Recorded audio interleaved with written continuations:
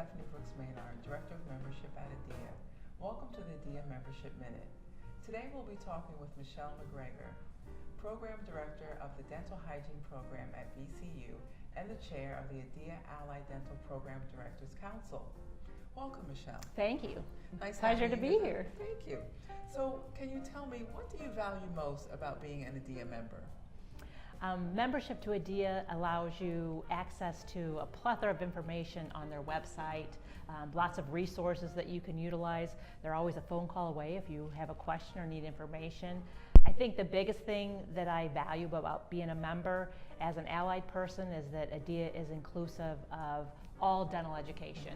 And I think that's really important as people talk about interprofessional education and collaboration, which is very important, but we also have to think about intra and us working together as a team, all aspects of dentistry. And ADEA really welcomes dental hygiene, dental therapy, dental assisting, dental lab techs, pre-doctoral education, and I think that's really nice. I mean, it's good. It brings the whole team together. Yeah, you're absolutely right, and that's why, ADEA positions itself as the voice of dental education. Yes. Yes. So why should dental hygiene or dental assisting or a dental lab tech program be an institutional member at ADEA? I think the biggest benefit as an institutional member is all of your faculty, staff, and students are also members automatically for free. And by being members, that opens up a lot of opportunities for not only faculty, but students both in the professional development offerings that ADEA has, their webinars, different things like that, and the resources. Yeah. And I think that that's really important. And you hit on one of the things about the free membership, because quite frankly, as a director of membership, it is a challenge getting that information out. A lot of times, the information goes to the program director or the dean, and it doesn't necessarily trickle down. So for the past 2 years, we've been very actively doing a student recruitment campaign, sending information to the programs and the schools, encouraging them to share it with the students to let them know. And this year, we're actually going to kick off our first program for faculty, letting them know as well, because I've been doing these listening tours, going to programs and going to schools, and a lot of the time the faculty aren't aware. So we really want to encourage the program directors like yourself and the deans of the schools to really push this information down and out to their faculty and their students. Absolutely, I think that's very important. I actually resend information that I get from ADEA about, there's a lot of things with scholarships and fellowships and professional development opportunities, so although they may be getting that, I feel it's better just to resend that out and make sure that they get the message. Oh, absolutely, reinforcing the message. Sometimes you have to say it 2 and 3 times. Yeah. We get a lot of emails, so it's good. So do you think it's important for a program director to attend the Allied Dental Program Directors Conference, and if so, why? Absolutely. It's one of my favorite meetings of the year because I'm there with my colleagues and my peers. So often in a school, and I'm sure it's the same for deans and department chairs, you're kind of by yourself. You can talk to other colleagues, but they may not do your same job. So the program directors, I'm there, and I get to interact with other program directors from across the country.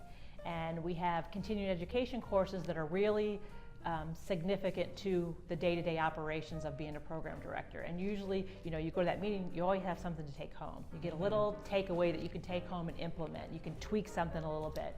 And on top of that, the bonus, I say, is that you get to network with other program directors in a social way, as well as you're learning together, and then you're kind of playing together. And I've made friends across the country, and it's often that I will pick up the phone or email somebody in Texas or Indiana or Florida or Ohio. So you have these friends all over the country that you can run ideas by.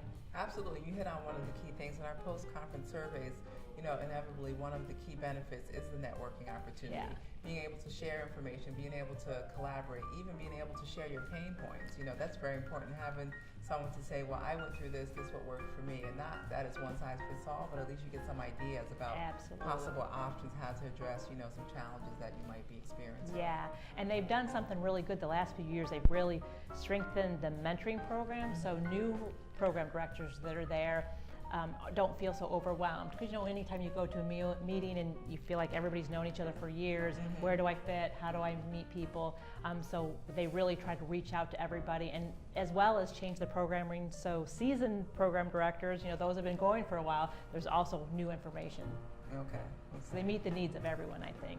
So can you tell me a bit more about the professional development opportunities for the allied dental professionals?